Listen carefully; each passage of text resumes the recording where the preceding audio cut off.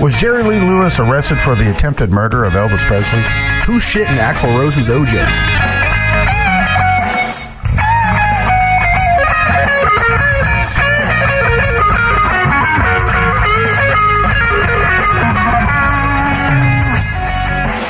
Hey everybody, this is Big Randy with the Smarts Project. I've provided security and transportation for some of the biggest names in the music industry. I'm John. I've been a musician for over 20 years, playing everything from metal and punk to bluegrass and country. We're bringing you a podcast about some of the weirdest myths and legends that the music industry has to offer. This is Tall Tales and Music Mythology.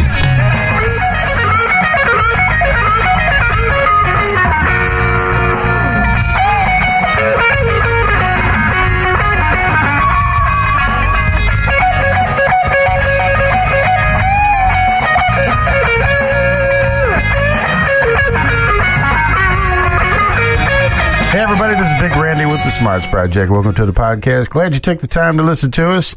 And now, in the red corner, weighing in at 155 pounds, he hails from Kokomo, Indiana, and was rated by many, pound for pound, the best podcast co-host of the last decade. With over 60 podcast episodes, 41 of them coming by way of Tall Tales and Music Mythology, and over 20 videos on the YouTube. He is the former middleweight champion of IPA drinking, former super middleweight champion of Guitar Gods, and future host of his own breakout podcast. Ladies and gentlemen, Jonathan Gluff. I haven't seen 155 pounds in 15 years, man. Jeez. But thank you for that glorious intro there. I appreciate that. I was listening to a podcast a couple weeks ago, and really it's shittier than ours. And but the guy did it in his timing and what he said. Yeah, I drug mine out a little bit longer than he did, but yeah, I was like, oh, dude, I have so got to do that. I can't believe it in all the episodes we did that I haven't even thunk of that at one time or another. Yeah, you get creative with them. That's for damn sure. I try not to make them too long, but this time I was like, you know what? They can French kiss my ass. This is funny. That was funny. So, in the music news, Canada changes the national anthem in preparations for the Olympics. Did you hear about that? No, actually, I didn't. It made sense. O Canada reads the first line of anthem celebrating the vast country ranking second in the world on the basis of landmass. Which I didn't know that. Yeah, they're huge, actually. There's just very little of it's actually inhabitable, truth be told, comparatively speaking. Right.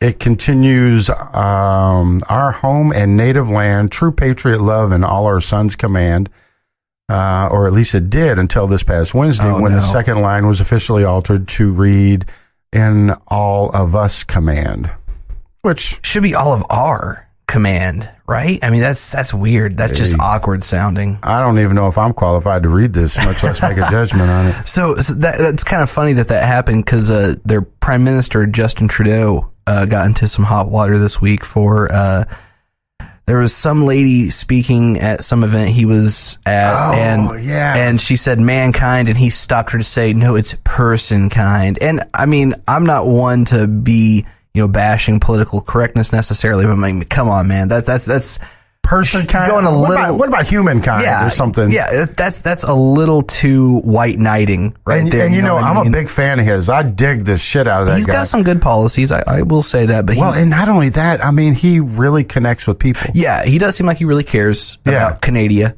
Yeah, but it was funny because then I saw Mick Foley posted something on Facebook, and it said, I heard someone's talking trash about mankind, and it shows a picture of Justin Trudeau walking and him superimposed holding a chair, like running after him. I thought that was absolutely hilarious. God. I sent that to my brother. Hey, God, I love me some Mick. Yeah. I can't even tell you, I never worked for him, but, we spent a lot of time together. Been to our house a couple of times for supper. Nice. And it was whenever I lived in Louisville. And I've never heard anything single bad word about Mick Foley. Whenever I was hanging out with him, he was Cactus Jack. That's right. Okay. Yeah. And like I said, I never worked for him, but the people that I worked for was always around him. Right. And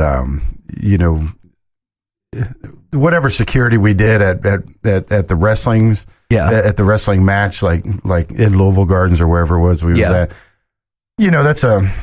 it's work. I mean, it's your job, whatever it is. But right. The challenge started whenever they wanted to go out for breakfast afterwards. Yeah. And I know you've talked a lot about that. The Joe Perry one particular sticks out in my mind, which that's not wrestling, obviously. Yeah. That story was great. Although there was some stuff I did with Aerosmith that almost turned into wrestling. That was for sure. But yeah, they, shoot, man, some of the stuff we did with, Dusty Rhodes. Oh, I can imagine.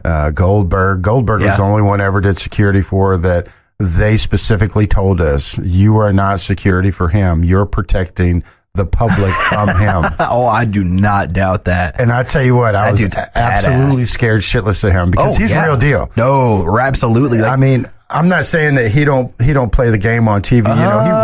He reads cue cards and shit like that. But pretty much what you see coming out, people hated wrestling him. He didn't pull his punches the way he should have. The way he should have. Yeah, that's correct. Yeah. But he did a little bit, obviously, because he get knocked out cold. At the beginning of the match, he would.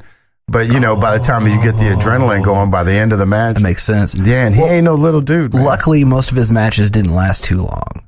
Yeah, well, I don't know if that was by fault or design. Right, because it's like I used to watch wrestling quite a bit when I was in, like junior high and whatnot, and most of his matches would just be him running across the ring, tackling the person to the ground, picking him up, slamming him down to the mat with his finisher, and game over. Yeah. That was it. So I had a dude that I'm not going to say he was a friend of mine, but we knew him really well. His name was Mike Green. Okay. He was a cop in Louisville, and he was one of the guys who used to get his ass whipped all the time, Oh, gotcha. And he wasn't a big guy. He was only like 6 foot, but he was pretty good size. Yeah. And almost every time they had wrestling, he would go down and be one of the guys. I guess they call him a heel. Okay, the bad guys are heels. If they're there to just get beaten, it's called a jobber. Oh, okay, that's what he was then. Gotcha. Yeah, I think I've seen him maybe win 1 or 2 in 5, 6, 7 years of watching it. Probably 5 years of watching it. But I remember one time we was kind of messing around with him. Probably shouldn't because if you it's painfully obvious you know how to play guitar. So somebody like me should not be going up to somebody like you and go, oh, that's all you got? I guess you can't do this or play that or whatever. Right. So, in hindsight, I say this now, but I probably shouldn't have made fun of Mike because, dude, you got like 6 inches of padding on the, whenever y'all get body slammed, that's not going to hurt. And he's like, really, fat ass? Yeah. Really? Is that what you think? Because he was in pretty good shape. Right. And I was like, bro, look, don't even bullshit me. I've seen too many of these. I know the game. I know. And he goes, well, come on, big boy. Come on up. Come on. Yeah. And this is before, everybody gets in. All right. Yeah. Okay, Mike. I'm going to go ahead and body slam me. That shit hurts, bro. Oh, I bet. Yeah. I mean, like that stuff. Sure. They take some precautions to try to keep you from getting hurt too bad, but I mean, it's still pleasant. Well, I think the reason that it hurt me the way it did is because I don't know how to land. That's a big part of it is they do teach you how to fall properly. Yeah. And it's the same thing with, acting, they do the same thing that a lot of, stage fighting classes and whatnot. So, that definitely goes into all of that. I think, obviously all that is in hindsight. And if I had a superpower to pick one, I guess, I would be Hindsight Man. Captain Hindsight. Yeah. It's a South Park character. So, is it really? Yeah, Captain Hindsight. Shit, that's funny. Yeah. So I usually try to give a nauseating and sometimes unnecessary level of detail to the news and history stories that I present on Tall Tales podcast. But today I'm just going to give you this sentence to blatantly bait you to one of the funniest things I have seen in, I don't know, forever. Watch Questlove explain the history of hip-hop on Drunk History. Oh, whoa. I'm surprised I haven't seen it because I watch Drunk History pretty regularly. You will thank me for it. Oh, I love that show, and I love Questlove. Oh, yeah, absolutely. I've only seen the show like a couple of times, but I think it was yesterday I was watching Questlove. Oh, God. That show is great. I do love that show. And I haven't been keeping up with much of what Comedy Central does here lately. I probably should check out what they've been doing, but didn't Stanhope do that one time? Maybe. They could probably just call it history for him. Tuesday. Just Tuesday. Speaking of Stanhope, though, he was on some podcast last week that did not end too well. Really? obviously he was hammered. Sure. He'd done several podcasts already that one day, and some female comedian came on there, and it got real awkward real quick, and they ended up yelling and screaming at each other. No shit. And it was not pleasant. It was very awkward. You remember what the podcast was? Bonfire with somebody and somebody. I don't remember what it was called. Can you imagine doing multiple podcasts in a day? Yeah, that's. I mean, at least he's guesting, so he just has to show up and talk. Oh, sure. But still, I mean, Wow. He was even by Stanhope standards, he was drunk.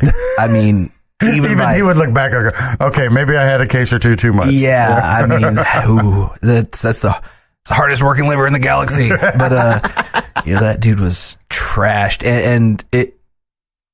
Yeah, it almost. Yeah, I won't say anything more about it. But I'm gonna look it up. Now. I can't remember that comedian's name. I'd never heard of her before.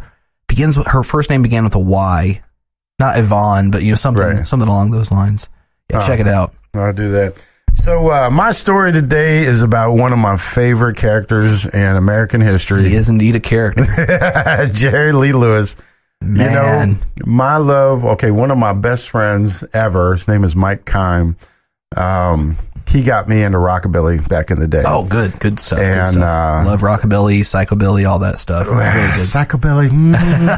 I dig like the Necromantics, and even though he kind of verges back and forth between psychobilly and rockabilly, Reverend Horton Heat. Oh, Horton Heat is a man. Love dude. That stuff. Of course, I'm a big Stray Cats fan. Right. Oh man, Brian Setzer's the man. Oh yeah. Well, and the guy from the Necromantics, Kim.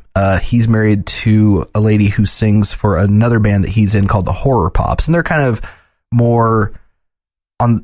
It's almost like pop psychobilly, I guess is probably the best way I could describe it. But if you like that stuff, you should check them out. I'll do too. that. So, I'll do that. Yeah. Yeah. I remember one of my first concerts I ever did security for was Stray Cats. Yeah. Dream come true, dude. Baby. Brian Setzer is such an underrated. He's like a little action figure, dude. Is he really? He's only like 3 feet tall. Oh no, I didn't realize he was short. Oh yeah, man. I mean, even the guys on AC/DC are like, dude, you're short, man. They're little pygmies, man. They're tiny. Angus is like, yeah, you midget. That dude is a little oompa loompa, but obviously can play his ass off. So in the wee hours of November 22nd, 1976, Harold Lloyd, Elvis's first cousin and the guard on duty at Graceland's front gate, was greeted by an unexpected visitor, Jerry Lee Lewis. Jerry Lee, accompanied by his wife, pulled up to the mansion's front gate in his new Rolls-Royce Silver Shadow. And is this the very young cousin wife? No. Okay, no. Gotcha. I think this is the one that had passed away. Oh, okay. With questionable circumstances. Because what year did you say this was? This was 76. 76, okay. Yeah, 1976, yeah. Gotcha. He asked Lloyd if he could see Elvis, but was told that the king was asleep. Jerry politely thanked Lloyd and drove away without incident. Later that morning at 9:30 a.m., Jerry Lee flipped over his Rolls Royce while rounding the corner just a bit too fast in Collierville, Tennessee, just north of the Mississippi border. The police report in the incident stated the breathalyzer test yielded negligible results, but that Jerry Lee was obviously tanked on something, and that he was charged with driving while intoxicated, reckless driving, and driving without a license. Oh, wow. After the infraction, Jerry Lee more than likely returned to his home for a rest, although there was nothing that I read that said that he did. Okay. On November 23rd, 1976, less than 12 hours later, he was holding court at the Vapors, one of his favorite Memphis night spots. Okay. Excuse me. And for reasons that are still debated, Jerry Lee decided to leave the Vapors about 2:30 a.m. Precisely 2:50 a.m., almost 24 hours later to the minute, he again pulled up to Graceland, this time in a brand new Lincoln Continental that he bought to replace the Rolls-Royce Silver Shadow that he flipped. But this time he hit the gate with the mile-long car. He didn't break through. He just hit the gate. Ooh. He claims that, it's a little bit longer than the car he's used to driving, for the 4 days that he had the Rolls-Royce. Because when I think of a Rolls-Royce, I think about like a boat. Like, even the newer ones are usually pretty long, and a Continental's not that long comparatively speaking. I'm by no stretch of the imagination am I a car expert, but I know that Continentals were longer back then. Yeah. And Rolls Royces, they were long, but they weren't really known for their length. Continentals were known for their length. Yeah, and I guess that's maybe what it is. I'm thinking of the newer Continentals, and they're they're not small by any means, but smaller than the 70s ones. Well, and there again, if you look at the distance between the front of the vehicle and the front of the front tire, there's a lot more hanging over the front tire on that Lincoln Continental than there is on the Rolls Royce. Oh, really? Okay, gotcha. Jerry Lee claims it was a much longer car than the Rolls Royce he's used to driving, but he totaled it the night before. The car wasn't the only thing that had changed from the night before. Jerry Lee's manner was markedly different. He was armed, angry, and obviously inebriated. Whoa. A dangerous combination for a man mere mortals like you and I call the killer. Cocaine's a hell of a drug. Wow. Unnecessary yet apropos. To quote the late, great Rick James. He was out of his mind, man, recalls Lloyd. He was screaming, hollering, and cussing. Get on the goddamn phone. I know you got an intercom system. Call up there and tell Elvis I want to talk with him. Who the hell does he think he is? Tell him the killer's here to see him. Whoa. Lloyd panicked. I just put my hands in the air and said, okay, Jerry, just take it easy. Lloyd retreated to the guard booth and picked up the house phone. One of the boys answered the phone, and Lloyd apprised him of the situation. Obviously, we're talking about one of the Memphis Mafia. Okay, gotcha. Makes sense. Elvis told him to call the cops and wasted no time in doing so. Whoa. Moments later, Elvis himself rang down to the guard booth. Lloyd recalls the conversation quite precisely. Elvis was on the other line. He said, whoa, what? You see, he used to stutter a lot when he got upset. Whoa, what the hell's going on down there, Harold? I said, well, Jerry Lee is sitting in his car down here outside the gate, waving a Derringer pistol and raising hell. Elvis said, whoa, what the that goddamn guy want? I said, he's demanding to come up and see Elvis. He said, oh, I don't want to talk to that crazy son of a bitch. Hell no. I don't want to talk to him. I'll come down there and kill him. You call the cops, Harold. I told him I already did, and he said, good. When they get there, you tell him to lock his butt up and throw away the goddamn key, okay? Thank you, Harold. So he's saying goddamn incessantly, but he can't say ass. Right. And also, my question here is, why didn't he just go down and use some of those karate moves? Well, he showed Alice Cooper he could take a gun away from somebody. Oh, shut. Elvis is said to have watched the whole drama on his closed-circuit monitors. Officer Billy J. Kirkpatrick was the first one to arrive on the scene. Now, imagine the thoughts rolling through your head as a responding officer. Right? Okay. I mean, let's just take a short inventory here. You have a dude that probably has a double-digit IQ that's working the security at the gate of his cousin's house. Right. And the only reason he's got that happens to be Elvis. And the only reason he has that job is because he can't keep a job like packing groceries or whatever at the local grocery store. Okay. This is at Elvis's house. Elvis won't even come down because this crazy son of a bitch is down there, and that crazy son of a bitch just happens to be Jerry Lee Lewis with a handgun. And probably coked out of his mind, is my guess. Almost positive he's not sober. I mean, I've never heard for sure that Jerry Lee Lewis liked cocaine, but watching old footage of Jerry Lee Lewis, he liked cocaine. That's, you know what I mean? Yeah, just judging, yeah. Yeah, calling a spade here. Though Jerry Lee was still seated in the car, Kirkpatrick knew he was armed and approached with caution. The Lincoln's sole occupant sat staring out the front window. Oh, so no one was with him this time? This time. Okay. When the police got to him and opened the driver's side window, they found that the man was Jerry Lee Lewis. Balanced on his knee was a chrome-plated .38 caliber Derringer pistol. Kirkpatrick ordered him out of the car, but Jerry Lee would not comply. Whoa. Kirkpatrick had to pull him out of the car, remembers Lloyd. He told him to keep his hands up on the steering wheel where he could see him. Jerry said he just wanted to see Elvis, but Kirkpatrick told him to shut up. Now, Jerry Lee in his prime, I could not imagine telling him to shut up. Right. That brother's like 94 years old now. Yeah. Okay. Yeah, I wouldn't tell that man to shut up now. Oh, geez.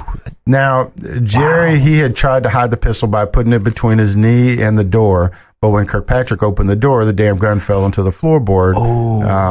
Lloyd laughed. Kirkpatrick picked up the gun, and it was cocked and loaded. Gotcha. Which, I'm no gun expert, but I'm almost positive that's not the way that you store a gun. Man, if you're carrying a gun without one in the chamber, you're doing it wrong. And cocked. Well, cocked is maybe not the best idea. Yeah, that's what I'm talking about. You definitely need to. I mean, there's no point in carrying a gun if you're not going to keep one in the chamber. Yeah, right. So he was extremely unstable on his feet. His speech was slurred, and his breath smelled of alcohol. Okay. Jerry Lee was apprised of his rights and was arrested for carrying a pistol and being drunk in a public place. The police report states on a closer inspection that Kirkpatrick noticed that the front passenger window of Lewis's car was smashed in. This accounts for the deep gash on the bridge of Jerry Lee's nose, obvious from his mugshot. And if you look it up, right on the bridge of his nose, he's got a cut. What? Yeah. According to Kirkpatrick's report, the injury was sustained from, quote, from broken glass resulting in attempting to jettison an empty champagne bottle through a closed window of his 76 Lincoln, unquote. What? Kirkpatrick and 4 other officers took Jerry Lee away immediately. Oh, wow. Yeah, you can definitely see that gash right there. Oh, man. And apparently, those guns are so big that he flexed and his sleeves fell off. Oh, yeah, right. Yeah, because he is not. Is that a leather vest? I don't know. That looks like he is wearing he looks like Crocodile Dundee. Like if Dundee had a little brother with a learning disability. Well, right. I mean, just that vest, though, looks like straight out of Paul Hogan's closet. Man. Yeah. I mean, that's what stuff looks like before it gets to Goodwill. But Lloyd would receive another visit before the night's end. He explains, quote, when the wrecker came down and towed Jerry's car away at approximately 4 a.m., they hadn't much more than gotten out of sight when another car comes flying up the driveway and 2 guys got out. What? I recognized one of them as Jerry Lee's dad. What? Yeah. He was laughing, saying, ha, ha, ha, ain't this some crap, man? I just got word that they taking my son to jail.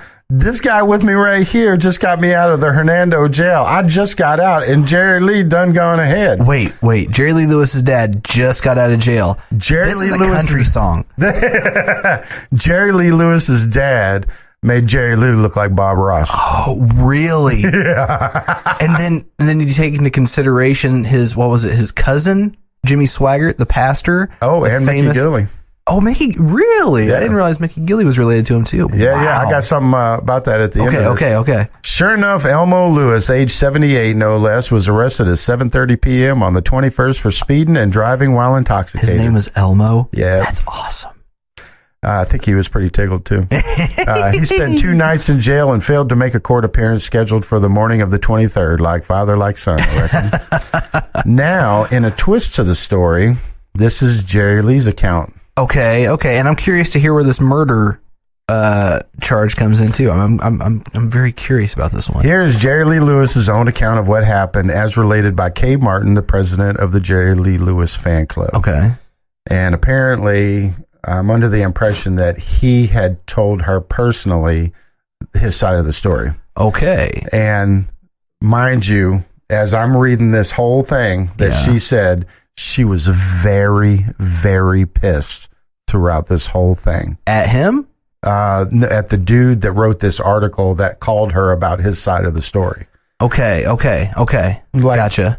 Like she felt like, this is in the past. This is old news. Oh, so this happened a long time after the fact. A bit, yeah. Okay, gotcha. Elvis called him and asked Jerry Lee to come out of the house and talk to him.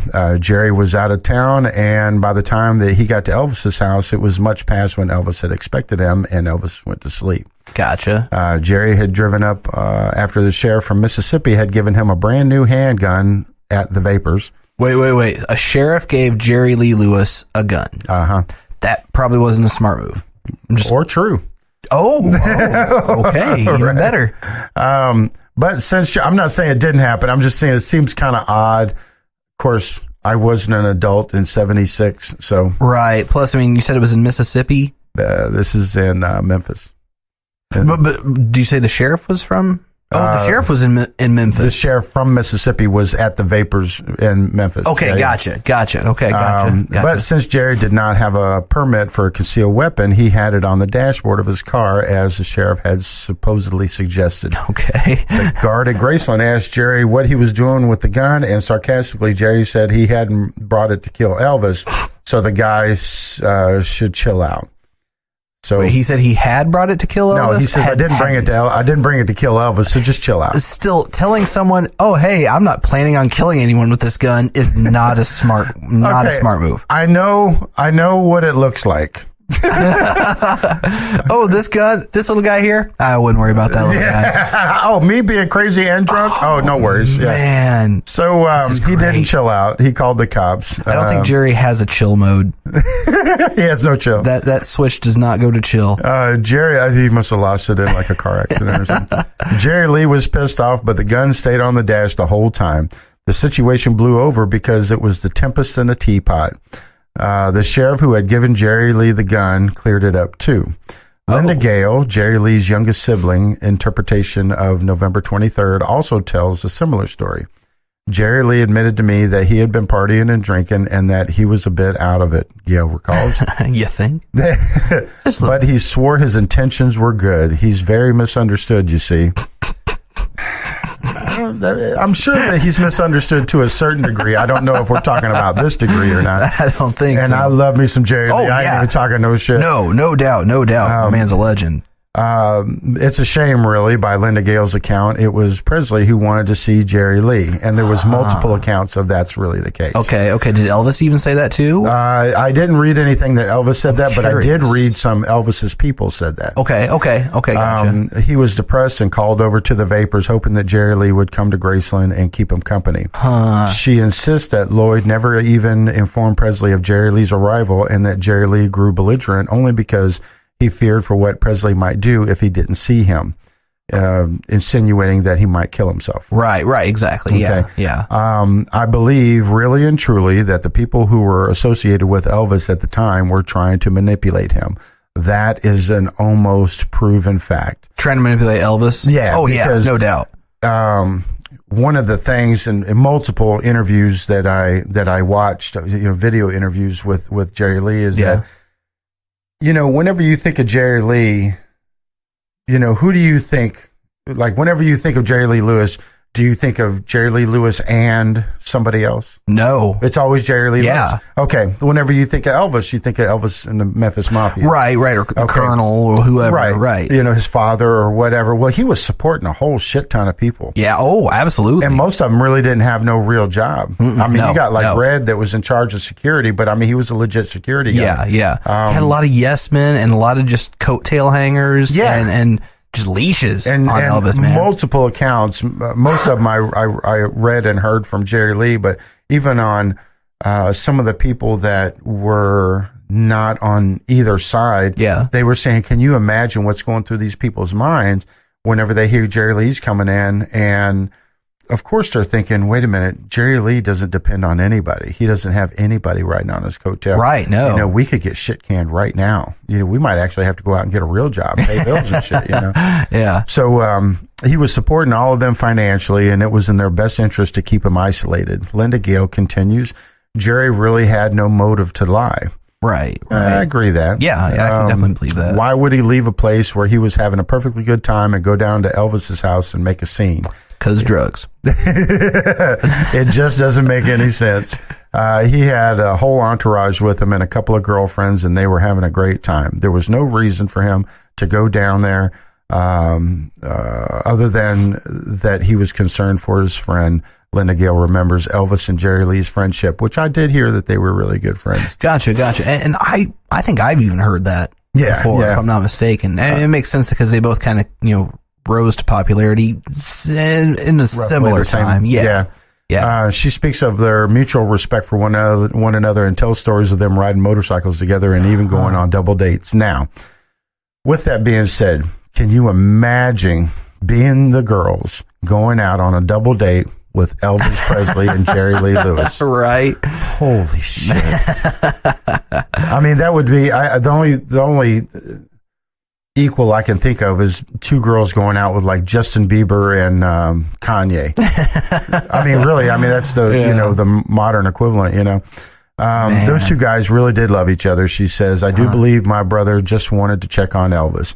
He went there to cheer him up and kind of bond with him again. I guess everybody over at Graceland didn't want the two of them to get together because Jerry was really having one big party at the time. If he and Elvis had started running the roads together, can you imagine what that would have been like? It probably would have been more than Memphis could stand. She quoted. So a couple of things I found out that was really interesting is Jerry Lee took piano lessons as a child with his two first cousins, future country singer Mickey Gilley and future televangelist Jimmy Swaggart. Yep. He was among the first 10 inductees into the Rock and Roll Hall of Fame in 1986. Makes sense. I mean, that's legit. Yeah. He's deserving of that. And he was voted in by Hank Jr. Nice. That says a lot. I grew up with my parents listening to Jimmy Swaggart a lot. Oh, yeah. And a friend of mine, they had this like kind of experimental like noise rock kind of band.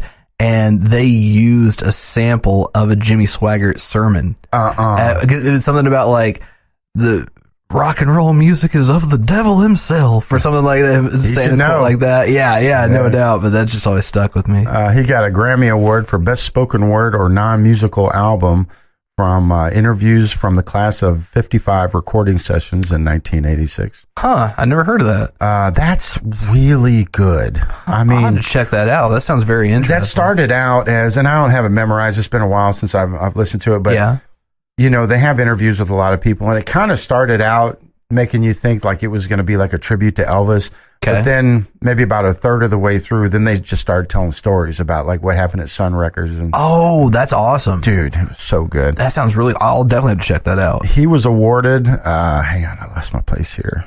He was awarded a star on the Hollywood Walk of Fame in 1989. He was inducted into the Rockabilly Hall of Fame in 1997. Inducted into the Mississippi Musician Hall of Fame in 2001. Inducted into the Delta Music Hall of Fame in 2002 with his cousins Mickey Gilley and Jimmy Swaggart, which is awkward. And he won a Grammy Award for a Lifetime Achievement in 2005. This was what was really neat, and I didn't know about most of this stuff, but he re-recorded many of the hits from the 1989 biopic Great Balls of Fire starring Dennis Quaid and Winona Ryder. I didn't know that. No, I didn't either, actually. Jerry Lee's voice was used, but his piano playing was dumped in favor of Quaid's. Whoa. Yeah. Really? That shocked me. Yeah, that shocks me too. That's really surprising. Jerry Lee hated the movie interpretation of him. Did he really? Yeah. Gotcha. That's crazy. But I think it might have been a little bit of looking in the mirror type of thing. Yeah, that could be too. I think, Dennis Quaid, in my opinion, is an excellent actor. Yeah, no doubt. No doubt. But, there was a lot of stuff he did where he kind of came off like a cocky rooster, Well, let me consider the source. Yeah, I was going to say, I don't know if that's necessarily an incorrect portrayal. Yeah, like I said, there might be a little bit of looking in the mirror there. Yeah, that's my guess. In 1986, he checked into the Betty Ford Clinic because he was addicted to painkillers, and there's got to be some kind of joke there. He must have weaned off of the rest of the stuff. The painkiller. Yeah. Killer, yeah. Lewis almost died in 1981 as a result from ulcers caused by alcohol, amphetamines, and barbiturates. How weird. Attended the Southwestern Bible Institute as a teen, but in typical Jerry Lee style was asked to leave for performing a boogie-woogie rendition of the hymn, My God is Real. Whoa. Really? That's a bad son of a bitch right there, man. That's crazy. Oh, God. And he did that on his own, bro. He was 14. God, I love this guy. Crazy bastard. Don't ever ask me why I like Jerry Lee, because all this shit I'm reading, this is why I like Jerry Lee. Oh, yeah. No, I mean, the dude is a legend. Oh, yeah. No doubt. Oh, my God. He's even got to breathe different than most people, because, I mean, he does everything that's just Jerry Lee. Yeah, In 1984, Jerry Lee Lewis's fifth wife died of a drug overdose when she apparently mistook his methadone for sleeping pills. Whoa. Nudge, nudge, wink, wink. Wow. There was a rumor that he may have earned his nickname with her passing. A brief yet inadequate investigation was made and no charges were filed. But now, when did that happen? That was in 1984. But he was calling himself the killer already when he showed up to Elvis. Oh, Close to yeah, South, yeah, right? yeah. So He was called the Killer before he even really released his first album. Oh, really? Yeah, the reason he was called the Killer because that's what he used to call everybody. Like I always call everybody brother. Yeah. He how you doing, Killer? Okay. Yeah. Okay. Interesting. Yeah. So there was a bit of a corny joke, corny story. It's really corny. It's really anticlimactic, but this was my one interaction with Jerry Lee. Oh, really? Years ago, I used to work at a place called the Phoenix Hill Tavern. It was a bar in Louisville, Kentucky. I used to bounce, and whenever I was doing security during the wintertime, they don't have as many wrestling and concerts and, things like that. So we did stuff like that to make ends meet. So me and my buddy Mike Kime, we went to see Jerry Lee in concert there. Yeah. And he didn't work there. He was just a normal guy. I worked there. So we went there, and of course I got him in early because I worked there. He came in whenever I came in. Yeah. Mike was the one that got me hooked on rockabilly. Seeing Jerry Lee was a really big deal to us. Yeah, I mean, you can imagine. Dude, I'd be pumped to see Jerry Lee Lewis. Absolutely, yeah. So Jerry Lee got out of his town car. He was driven in. They gave him the red carpet treatment. Right. They didn't have a dressing room that fit his rider requirement, so they decided to clear out the hat check closet and use that as a dressing room. Okay. Now, the hat check closet was probably, I'm guessing, about 10 by 15. Okay. Pretty decent size room. Yeah. And his rider is really pretty basic, but there's a couple things on there like my dressing room has to be at least this by this. And I didn't read the rider. This is just what was told to me. Gotcha. And you know that you can still hire that brother now? Really? Yeah. Man. Yeah, I mean, he was born in 35, I think. So, do the math on that. But. So, yeah, that's 83. Well, coming up on 83. Yeah. So anyway, like I said, they cleared out the hat check closet to use for the dressing room. And after I closed the town car door, Jerry Lee was met at the front door by Ben Rogers, which was he was the owner of Phoenix Hill Tavern. Okay. I walked past them. I mean, they were doing, glad hand and, hey, how you doing? Let's get some pictures and blah, blah, blah. Right. And of course, Jerry Lee just wanted to get inside. Yeah. Anybody, just get me inside. We can do whatever you want. Let's just get inside. Yeah. Because outside that, you can't stop. No, exactly. Never stop because people catch up with you then. Right. So I walked past them and I went to stand just outside the makeshift dressing room with my buddy Mike. And a minute or so later, Jerry Lee came walking down the hall and around the corner and went into his dressing room. And he looked over to us and he looked over at Mike and he goes, "How you doing, Killer?" Nice. You could have shot that man in the head right then and there. He had a full life, because I mean, Mike is one of the coolest men I have ever met in my life. And, he was giggling like a little girl. Oh, dude, right? Yeah. Right. So after that, he walked into his dressing room and Mike's jaw hit the floor because that was the first time he had seen him and he's been listening to him his whole life. Right. Mike has always been into rockabilly. And so anyway, Mike looked at me and he goes, "Randy, I think the Killer's in the closet." Now, this won't be funny to a lot of younger folks, but the older folks are going to know the board game Clue reference on that. Yeah. So, Killer's in the closet. I get it. I thought it was some like a gay reference. Yeah. I was like, what? Okay, now I get it. It was the Killer in the closet with the candlestick. Yeah. So, I never got a chance to talk to him. I didn't even shake his hand, but, I opened up the car door for him. Right. I was as close to him as I am to you right now. That's still pretty cool. 2 or 3 feet away, Well, actually, closer than that, I actually brushed up against him. So, yeah. But he put on a pretty good show. I mean, to compare the show, let's see, this was in 89 or 90. So to compare that show to, Great Balls of Fire. Right. You're setting yourself up for failure, but exactly for disappointment. But it was a pretty good show, and it's still sweet, dude. His age, and he was killing it. Yeah, for his age, Oh, I bet. I always hear stories about Cher whenever she goes out on concert. I've never met her, but I hear people that worked for her and seen her in concert that she'll go, "Yeah, I was born in whatever date, and that makes me, roughly about this age now, and yeah, it's Friday night and here I am doing this. What's your grandma doing right now? Yeah. And I'm like, oh, yeah, I heard that. And I was like, oh, she's got a good point. As much as it might piss you off and you might not like it, she's got a good point. Yeah. I'm kind of thinking the same thing about Jerry Lee. Like, what's your grandfather doing right now? So, anyway, that's my story. I'm sticking to it. We'll take a little commercial break. We'll be right back. John's going to give us what he's got. All right. Hey friends, this is Mary from the Mary Movement Podcast. We tell true stories that will inspire, encourage, and warm your heart. So join the movement at themarymovement.com.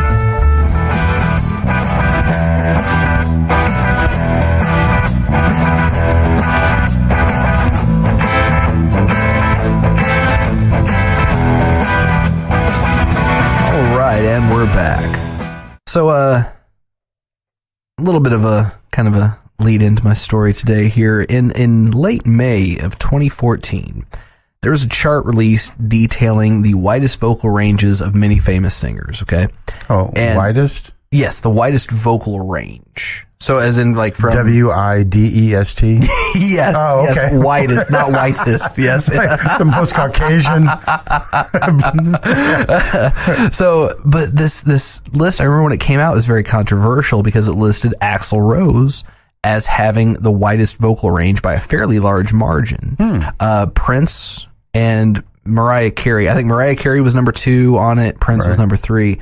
And music aficionados the world around cried foul on this thing. And the first inkling that it might not be the most accurate assessment was that it was done by some otherwise unknown website called concerthotels.com. Oh, come on. Right. And that alone, kind of gave it a dubious air right there. And luckily, there are plenty of internet nerds with way too much time on their hands and way too big of chips on their shoulders who gleefully set the record straight. And a lot of bitter people living in their mom's basement. Right. Exactly. Little dungeon dwelling trolls. When the dust settled, though, none other than maniacal frontman Mike Patton, the insanely versatile vocalist of legendary acts such as Mr. Bungle, Faith No More, Phantomus, and, briefly and temporarily, the Dillinger Escape Plan, emerged as the number 1 vocalist with the widest vocal range. Axl had a range of 5 octaves. Mike Patton had a range of 6 octaves. You think that's legit? Oh, very much so. Very much so.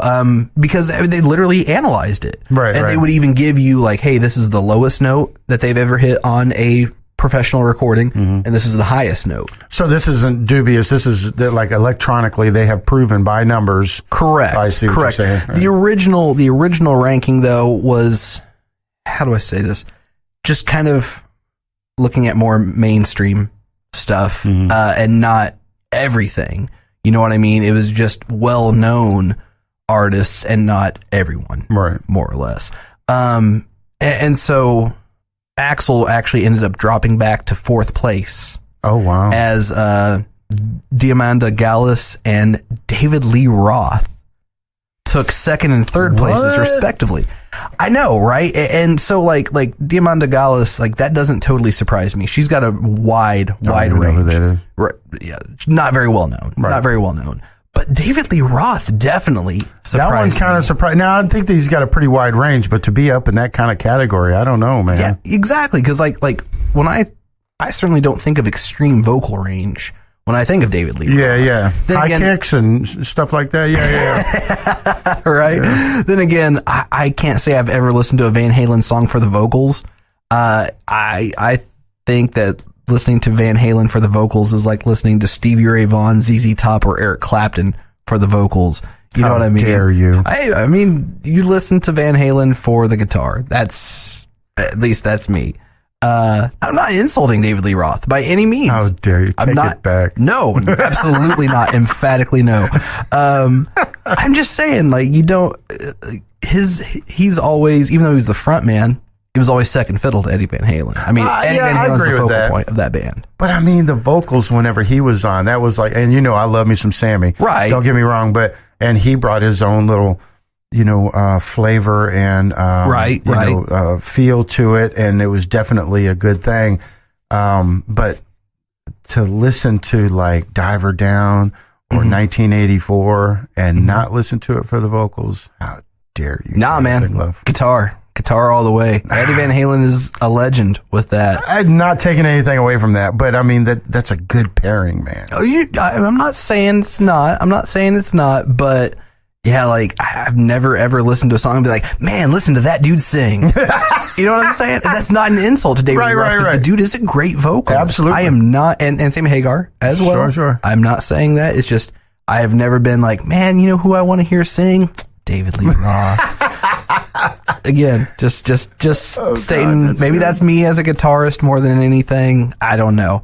But if I could just hear David Lee Roth play some like 40s and 50s era jazz, like I don't know, like maybe some Just a Gigolo or something like that. That would be cool. And I always thought that was kind of strange that he started doing stuff like that, even though he had Steve Vai as his lead guitarist. Oh, that was a monster, man. Steve Vai is sick. Ooh, I was watching a video on YouTube. As I've said before, my YouTube news feed or video feed is typically like MMA fighting, video games, guitarists, and stuff like that. And there was a Joe Satriani video, and I was watching it, and Kristen was like, "Who's this?" I was like, "Oh, this guy trained Steve Vai and Kirk Hammett." You know, whatever. I think, but I honestly, I think David doing Louis Prima stuff was a good pairing, because I love some Louis Prima. Gotcha. Yeah, he's the one that originally did Just a Gigolo. Right. But, yeah, that was a good. Anyway, go on. What you think? No, you're good. So it really surprised me to hear that Mike Patton, had the widest vocal range, even though I've listened to a lot of his stuff, especially Phantomos was a great band. It's a very strange, I'm guessing a lot of people aren't familiar with Phantomos, and it's Mike Patton on vocals,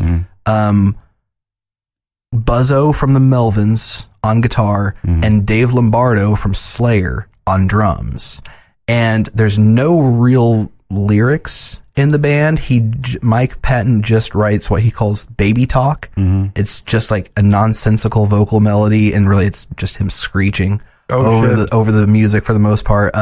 Their most famous work was they did an album of covers of songs from films, like the theme from Godfather and stuff like that. So he's had he did a hip hop project called Peeping Tom, and even had like what's that rapper's name? Dr. Octagon. I can't think of his actual name. Had famous rappers, and Norah Jones actually was on one of the songs on that project too. And the guy's just crazy and very versatile. Dillinger Escape Plan is a legendary math metal band, like very chaotic. I'm sorry, did you say math metal is the best way you can describe that band, because it's just crazy shifting time signatures, complete chaos. I'm going to have to draw the line. I think you're just making shit up now. Whenever you start mixing up metal music with high school subjects, do they have social studies metal? No, it's just very, very, what's the word I'm looking for? Very precise and shifting time signatures, polyrhythms, and stuff like that. Dillinger is a legendary band within that kind of scope there. But they lost their first vocalist, quit after their breakthrough album Calculating Infinity, and Mike Patton joined them for a minute. They did an EP called Irony is a Dead Scene. They called it the Dillinger Escape Plan featuring General Patton.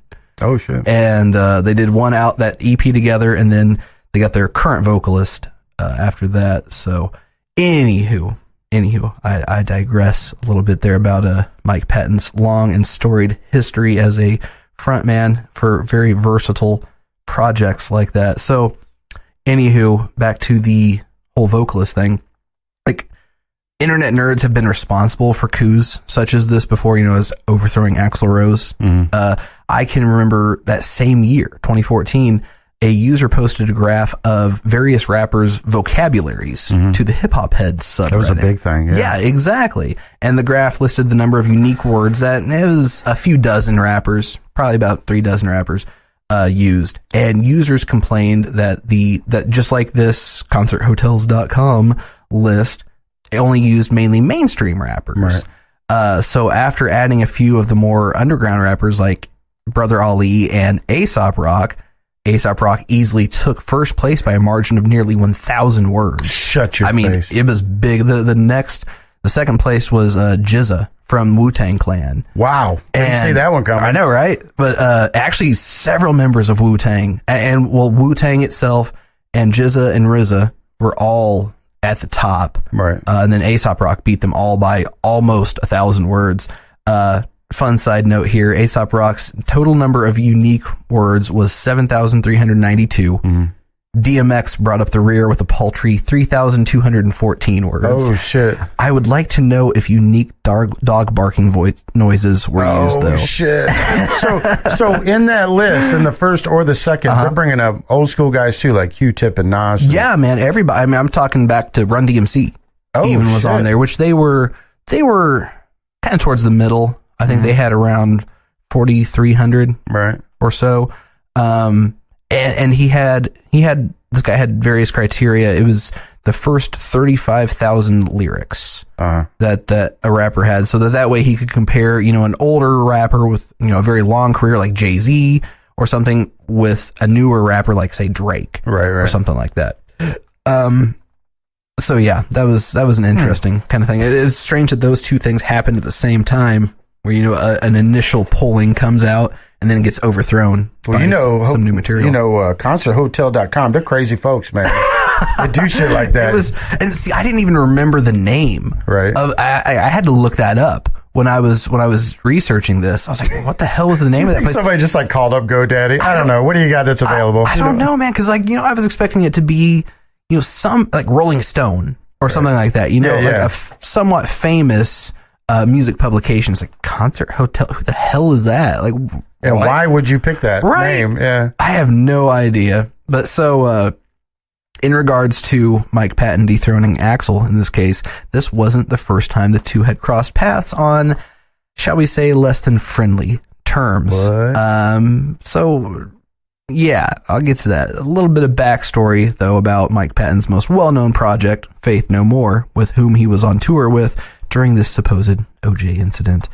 So Faith No More started as a post-punk band in 1979 in San Francisco, and from the very outset, they were, shall we say, contrarian by nature. They liked to agitate the punk crowds they played for early on by playing arena rock and metal covers, such as War Pigs by Black Sabbath. What? And I gotta say, if Black Sabbath's classic songs aren't, quote, hip enough for you, maybe you need to seriously reevaluate the criteria by which you judge music. I don't know, man. You got those, what do you call them, straight edge, that, and those people like that like, they're devout about that, Right, but still, it's like, even Henry Rollins, who we talked about, the frontman of one of the most legendary hardcore punk bands of the 80s, said that Black Sabbath was his favorite band. Sure. And, I mean, there's no reason why you should listen to Black Sabbath and not enjoy them. I mean, as far as artistically pure, maybe the later stuff, started to get a little into maybe butt rock territory, over the top and kind of cheesy. Right. But that early stuff, man, you can't hate on that. You should not hate on that.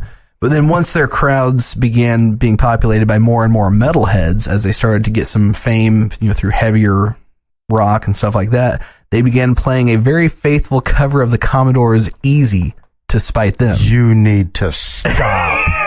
You're just making shit up now. No, and I mean, they very much have always been, especially Mike Patton in general, loves to agitate a crowd. Legit cover, like same timing and beats per minute. Not changing it up, not trying to, twist it to their own style. My God, by all accounts that I could find, it was a very faithful rendition of those guys were just pissing themselves when they're practicing it.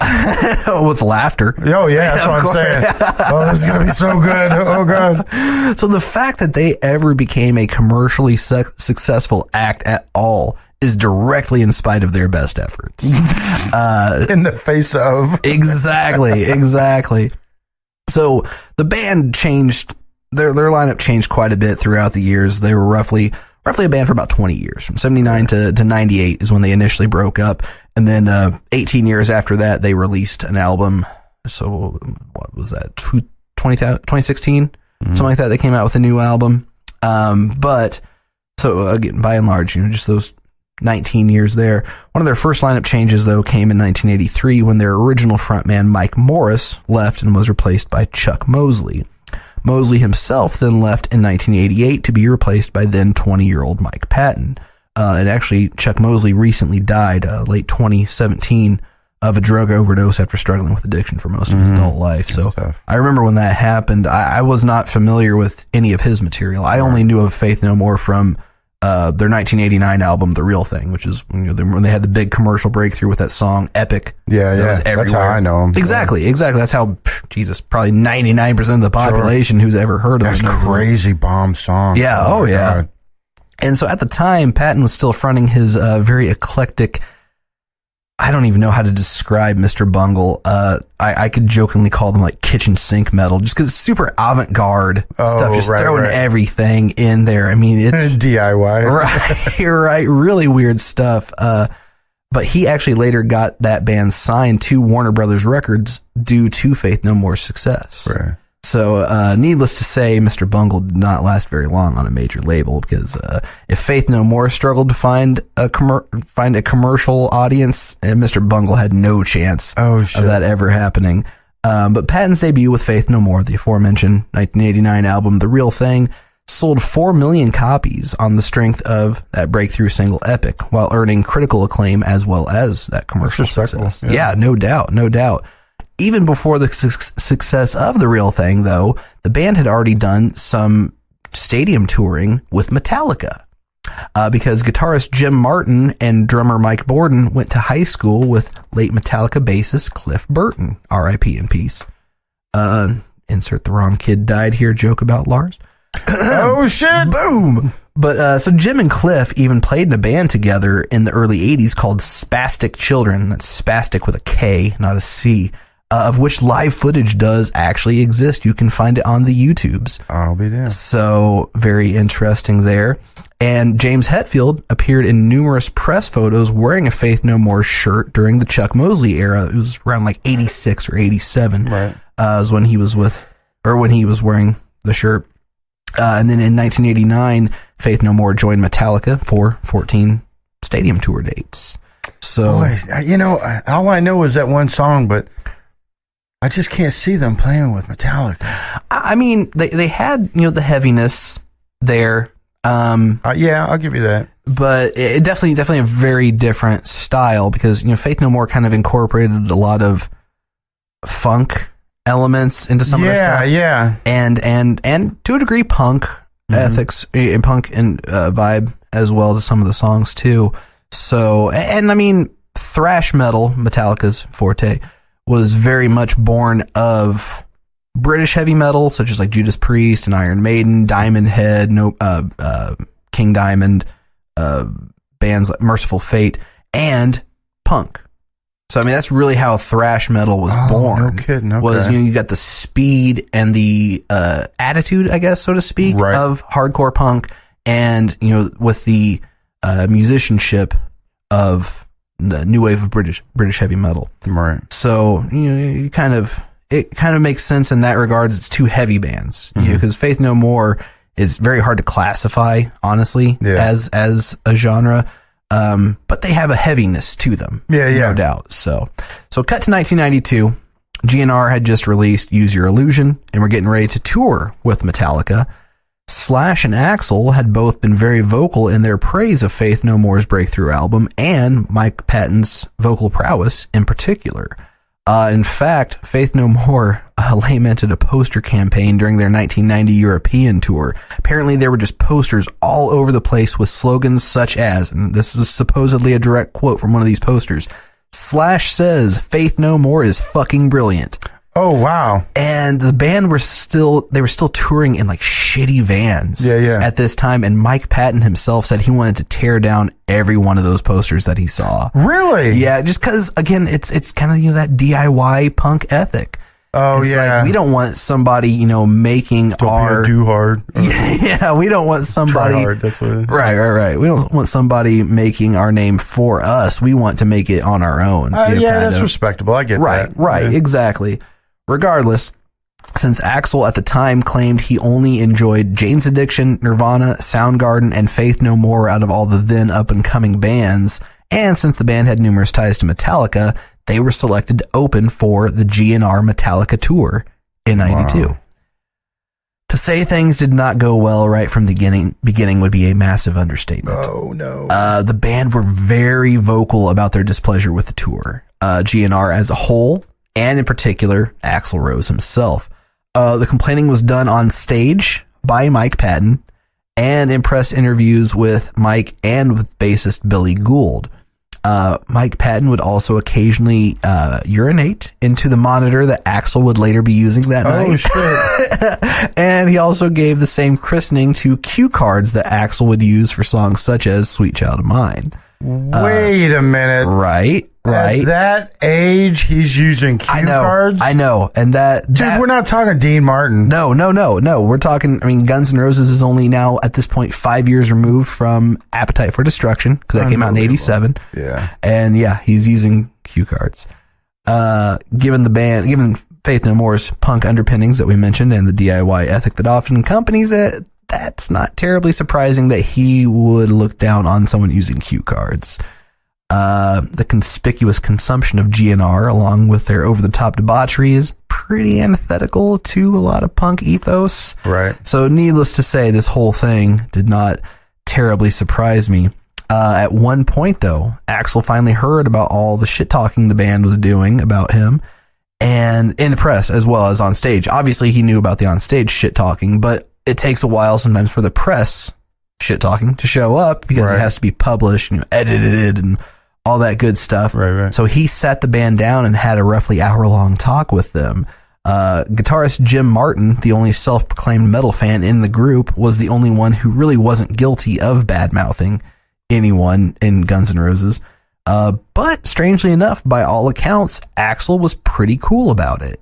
And I know, right? And you have... Wow. I saw quotes from... I've just never heard that sentence before. Axl was very cool with that. Right? And so I saw quotes from not only Billy Gould and Mike Patton, the bassist and singer of Faith No More, but also even Slash said that he was involved with this talk as well. And was even like, yeah, Axl handled that one really well. Slash said that. Yeah. Unbelievable. I know, right? Slash can't stand his ass.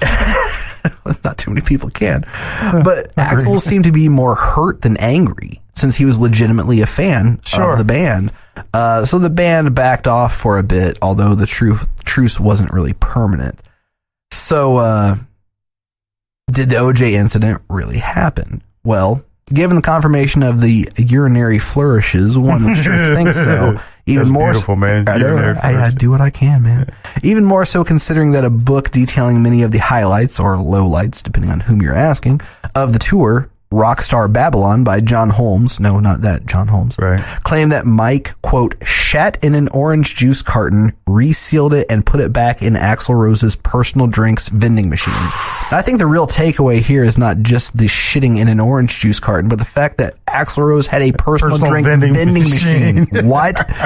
I mean, just have a fridge, dude. Just have a fridge. Right. But, however, bassist Billy Gould claims that despite the pissing and shitting that did occur, including Mike rolling some of his fecal matter into a ball and sticking it in a hotel hairdryer. Oh my goodness. The juice was never loose. Damn. Asked whether the tales of Patton's antics were true or made up, Gould said, quote, a little bit of both. We had fun bringing those images to the mainstream, but the Axl Carton story wasn't true. Oh, okay. Given Mike's penchant for stirring up shit, literally and figuratively, I'm not quite surprised. Cavalier with the shit. Right? Yeah. And he even, when he was pissing on the monitor, he even said something to the effect of, who wants to see me shit in this monitor too? Or something like that. Wow. So he threatened to actually drop a deuce there on stage during these shows as well. So I'd like to point out here that even though I'm not necessarily the world's biggest Faith No More fan, I have always had a tremendous amount of respect for the band and Mike Patton in particular. They've just always been themselves and just so happened to unwillingly stumble upon success. And I think that's pretty cool, the fact that they never capitulated to record label pressure. Right. And in fact, their 1992 follow-up album, Angel Dust, was called Commercial Suicide by Warner Brothers. Upon hearing the completed album, a record executive said, "I hope you guys didn't just buy houses." Oh, shit. Of course, they all had, and so they had a good laugh about it. But and one of their most well-known, actually, I'd say their second most well-known song besides Epic, of course, is a song from Angel Dust, which is called Midlife Crisis. That's one of the few non-Epic songs that I know by them, truth be told. So another reason why I think I like Mike Patton so much is he's one of the few people I know who talks more shit about bands he hates than I do. Oh, wow. Yeah. My buddy Jeff sent me a video a couple years ago of Mike stopping an interview at a festival to bash on hipster metal band Wolfmother. Like, he literally stops. He's like talking to the guy, and he hears Wolfmother playing in the background. He goes, "Do you hear this? Do you hear this? What fucking year is this?" Because that band just really wants to be Led Zeppelin really badly. Okay. Yeah. And so it always cracks me up. He's just so open about what he hates, and it's also amazing that he can sing incredibly well. I mean, the dude really can sing incredibly well while also being able to scream like a banshee, and rap too, actually, because that Peeping Tom side project that he had was surprisingly solid. I'll be damned. Really good. You should check it out if you get a chance. I mean, you got to respect anyone who convinces Norah Jones to record herself singing Motherfucker. Oh, wow. Yeah. I wonder what her daddy thinks of that. So regardless, while the story wasn't true, it definitely makes a very good story nonetheless. And plus, I just love talking about this crazy bastard. I mean, he's, again, I like Phantomos a lot. And Peeping Tom was great. And Faith No More, I enjoy them. I just never got into them as much as a lot of my friends did. Yeah. Getting tremendous amount of respect for the band. But definitely a fun time researching all of this. I had heard that, whenever the rumors were going around about, who's taking Brian Johnson's place? With AC/DC, and, I guess it was TMZ or whoever, they caught pictures of Axl coming in and out of the studio, the same studio that AC/DC was in. Right. And I was like, oh, surely they're not going to get this fucktard, There's no way that some of my bitch is going to be just, I'll be damned. But then I'll be the first one in line to say, I always try to stay, Mr. Optimism. Right. But I will say I didn't have a damn good thing to say about it until I saw a clip of the concert. And I was like, son of a bitch, he's really legit. Now, see, I was the opposite. Like, I heard Axl was taking over. I was like, oh, okay, that makes sense. Like, to me, that I was like, okay, I can see that working out really well as long as he could keep his ego in check. See, that was the point that I was making. As far as the performance goes, I never had a doubt that he could pull it off. His talents. Oh, absolutely, yeah. And plus that same vocal range, I mean, you think about... yeah, I have zero doubts in his talent. It's just that egocentric, maniacal, and you have some really well-seasoned veterans, I mean, you don't get much more experience than AC/DC. I think other than, obviously, the singer change between Bon Scott dying and Brian Johnson taking over, I think the only member who's ever changed in the band was either the bassist or the drummer, I think, and I'm not even sure about that. You might be right. I mean, they've been solid, the solid lineup for, 40 plus years, because High Voltage came out in 75, and you never hear anything bad about them. No, exactly. And I think another thing too with them is they're very no nonsense, and they wouldn't take if Axl tried anything, they wouldn't have taken it. See, that's kind of the way that I was taking that. Like they would have put his dick in the dirt. Yeah, And plus, Axl's had 30 years to calm down a little bit. So, and it took him 12 years to record a record after Chinese Democracy, and it is terrible. It was bad. If you took that much time to make that shitty little record, it was not good. Yeah, and you and I both know it didn't take him 10 years to do it. I mean, how many guitar players did he go through? How many bass players did he go through? And big name guitarists too. He had Brian May, Zakk Wylde, Buckethead. Yeah, those are just the three I can think of off the top of my head without even digging into Zakk Wylde was like one of the best picks you could have. Yeah, man. Absolutely. How much more legit you want to get than Zakk frickin' Wylde? I thought Brian May was a strange choice. Like, that didn't make any sense at all for their style. For their particular style, no, but Brian May's an amazing guitarist. Oh, absolutely. I think it would have brought an interesting depth and color to it. True. You know, because his is so clean. Yeah. Methodical. Absolutely. And, you know, works around a lot of delay, you know, and all that. And a lot of double and triple tracking. I mean, all sorts of crazy stuff like that. Yeah, well, plus he's got shit on Big Red that ain't nobody else got on no other guitars, you know. Well, some of them have that now, like that feedback thing. Like, there's a lot of guitarists. Oh, speaking of Joe Satriani, I was talking about the video I saw of him the other day. He has a sustainer pickup in his new guitar as well. And Fernandez has been making one of those for at least the last 15 years or so. But yeah, you're right. I mean, he definitely was an innovator in that regard. Sure.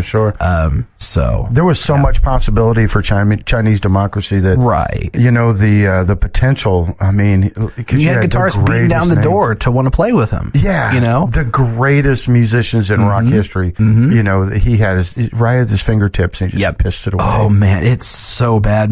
I remember my buddy Justin and I driving down the road listening to it. He's like, "Man, I got a copy of Chinese Democracy. Let's listen to it." Right? Couldn't get past the first. So there was like an intro track, and then, you know, the album starts proper with the second track. We got like 30 seconds into that second song. I was like, nope, can't do this. All done. Can't do this. That's all I needed to hear. Oh, God. It was not good. Not good. God, man. Well, you got anything else before we bring this bad boy home? That's all I got. All right. Music history doesn't stop just because our podcast ends. Anytime you hear a myth or legend you would like to hear us talk about on the show, feel free to reach out to us on social media. You can find us on Facebook, Tall Tales of Music Mythology, on Twitter at T2M2 Podcast, or you can email us at hosts, HOSTS, at T2M2.org. And if you want to know more about the Smarts Project and what we can do for your high school music programs, join us at our home on the web at thesmartsproject.com. And our complaint department is open 24 hours a day, 7 days a week at randy@thesmartsproject.com. Now more than ever, be kind to each other. Tell your kids you love them while you got them. And whatever you do in life, never be a myth. Always be a legend. Love you. Bye. Hey everybody, John here. If you'd like to hear me rant about other topics besides just music, check out the Gluff Nation podcast, where my brother and I tackle topics from politics, pop culture, and tech trends. Find us on YouTube, and we'll be bringing our rambling diatribes to iTunes and everywhere else podcasts are available soon. Thanks for listening.